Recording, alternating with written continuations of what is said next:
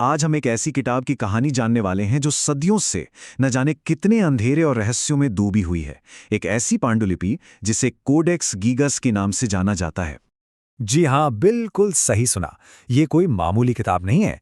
इसकी कहानी इतनी अजीब और कह सकते हैं डरावनी है कि इसे डेविल्स बाइबल का नाम मिल गया। मतलब शैतान की बाइबल।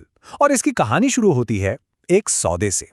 चलिए सीधे चलते हैं 13वीं सदी के बोहेमिया में, एक मठ के अंदर, जहां एक ऐसा फैसला सुनाया जाने वाला था जो इतिहास को हमेशा हमेशा के लिए बदल कर रख देने वाला था। इस कहानी के ठीक बीच में है हरमन नाम का एक साधु। देखिए, एक साधु होने के नाते उसने सच्चाई, त्याग और पवित्रता की कई कस्में खाई थीं। लेकिन हरमन अपनी कई प्रतिज्ञाओं को तोड़ चुका था और इस बार उसने एक ऐसा गुनाह कर दिया था जिसकी कोई माफी नहीं थी। और उसकी सजा, शायद उस जमाने की सबसे भयानक सजाओं में से एक। उसे जिंदा ही दीवार में चुनवा देने का आदेश दिया गया। सोचिए, एक ऐसी मौत जो बहुत धीरे धीरे, अकेलेपन में और बेहद दर्दनाक होती है। अब हरमन ने रहम की भीख मांगी। उसने कहा कि उसे अपनी गलती सुधारने का एक मौका तो मिलना ही चाहिए। मठ के लोग भी एक तरह के धर्म संकट में पड़ गए और उन्होंने एक शर्त रखी। लेकिन शर्त भी कैसी? एक ऐसी शर्त जो किसी भी इंसान के लिए पूरी करना नामुमकिन था।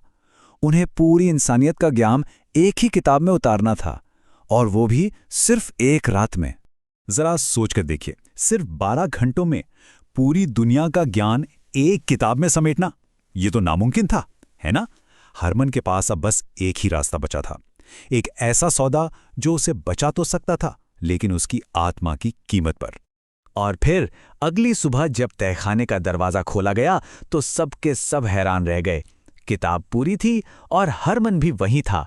मठ के लोगों ने अपनी शर्त के मुताबिक उसे आजाद कर दिया। लेकिन जैसे ही हरमन ने कमरे से बाहर कदम रखा, वो वहीं गिर गया और उसकी मौत हो गई। कहा जाता है कि उसने अपनी आत्मा का सौदा एक आसान मौत के लिए कर लिया था। अच्छा, यहां से कहानी और भी दिलचस्प हो जाती है। चलिए अब इस कहानी और किंवदंती से थोड़ा हटकर इस किताब की असलियत को देखते हैं। और यकीन मानिए, इसकी हकीकत किसी भी कहानी से ज्यादा हैरान करने वाली है। सबसे पहले तो इसका वजन। ये किताब करीब 7.5 किलो की है। अरे भाई, इसे उठाने के लिए कम से कम 2 लोगों की जरूरत पड़ती है। ये कोई मामूली किताब नहीं है। ये एक बहुत बड़ा विशालकाय ग्रंथ है। ये किताब 3 फीट से भी ज्यादा लंबी है और इसके पन्ने ये 160 गधों की खाल से बने हैं। इसमें जो स्याही इस्तेमाल हुई है वो लाल, नीली, हरी, पीली और सोने की है। ऐसी चीजें जो उस जमाने में सिर्फ शाही लोग ही खरीद सकते थे। तो सवाल ये उठता है कि एक गरीब साधु के पास ये सब आया कहां से? और ये देखिए, ये तो हम सब जानते हैं कि इंसान की लिखावट उम्र के साथ, थकान के साथ बदलती है। सुबह अच्छी होती है, रात होते होते खराब हो जाती है।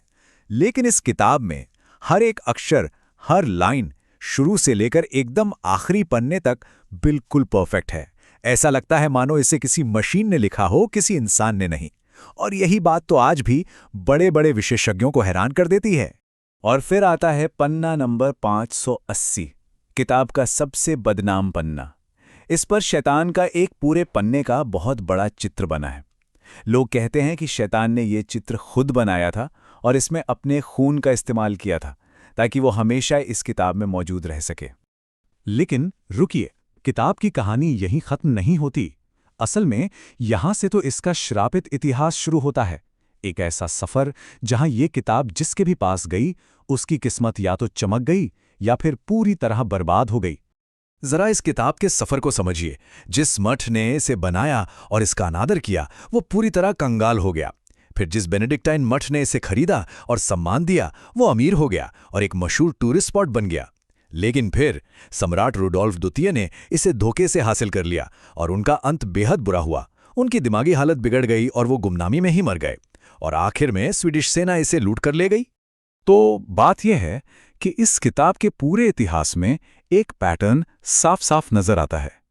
जिन्होंने इसे सम्मान दिया, उनकी किस्मत चमक गई, और जिन्होंने भी इसे गलत तरीके से हासिल किया या इसका अपमान किया, वे तबाह हो गए। अब हम पहुंचते हैं इस किताब के सबसे बड़े रहस्य पर।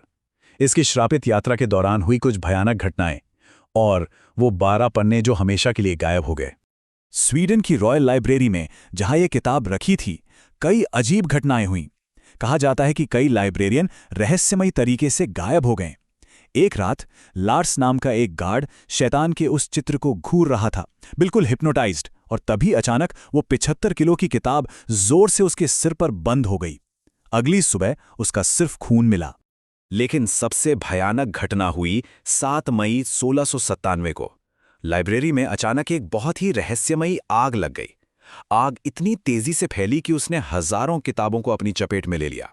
जब लाइब्रेरियन किसी तरह किताब तक पहुंचे तो उन्होंने एक अजीब चीज देखी। आसपास सब कुछ जलकर राख हो चुका था, लेकिन किताब के पन्नों को एक खरोच तक नहीं आई थी। ऐसा लग रहा था मानो कोई शैतानी ताकत उसकी रक्षा कर रही हो। उसे आग से बचाने के लिए उन्होंने उस भारी भरकम किताब को खिड़की से बाहर फेंक दिया। लेकिन जब किताब को नीचे से उठाया गया तो एक चौंकाने वाली बात सामने आई। इस पूरी अफरा तफरी के बीच किताब से 12 पन्ने गायब हो चुके थे। तो सवाल ये है कि उन गायब हुए पन्नों में आखिर था क्या? सबसे मशहूर थ्योरी ये है कि उन पन्नों में शैतान को धरती पर बुलाने के मंत्र और विधियां लिखी हुई थीं। शायद किसी ने आग का फायदा उठाकर उन पन्नों को हमेशा के लिए गायब कर दिया, ताकि वो किसी गलत हाथ में न पड़े। तो इतने सालों के खूनी इतिहास और इतने सारे रहस्यों के बाद आज ये किताब कहाँ है और इसका क्या महत्व है, चलिए देखते हैं। आज कोडेक्स गिगास को स्वीडन की नेशनल लाइब्रेरी में बहुत ही कड़ी सुरक्षा में रखा गया है। इसे कोई छू नहीं सकता, लेकिन टेक्नोलॉजी का शुक्रिया कि आज कोई भी इसका पूरा डिजिटल वर्जन इंटरनेट पर देख सकता है, पढ़ सकता है। तो अंत में ये सब हमें एक बहुत बड़े सवाल के साथ छोड़ जाता है। क्या कोडेक्स गिगास वाकई शैतान की लिखी हुई एक श्रापित किताब है, या फिर इसकी ये डरावनी कहानी सिर्फ इंसानी डर, अंधविश्वास और उन घटनाओं का नतीजा है जिन्हें हम आज तक समझा नहीं पाए हैं? असली रहस्य शायद किताब के पन्नों में नहीं, बल्कि हमारे अपने मन के अंदर छिपा है।